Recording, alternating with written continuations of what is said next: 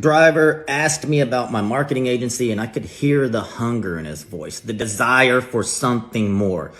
He told me he had just graduated from the University of Houston. He had this business degree and he was driving Lyft, and the disappointment was palpable when he said that. You imagine that he must have had debt. He must have had hopes and dreams, and someone once told him going to college would fix everything. And here he was driving Lyft, and that probably wasn't the outcome he wanted.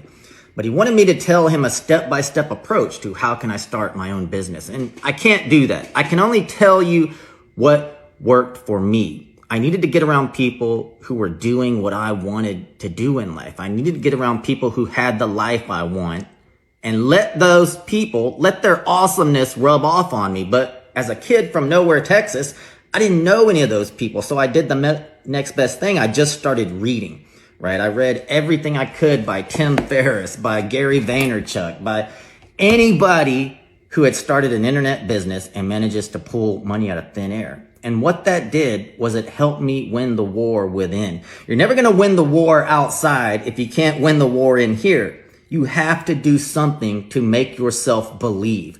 The rest of it will come to you. But until you start to believe, you're just not going to start to do better. So for me, that was reading. I read as much as I could.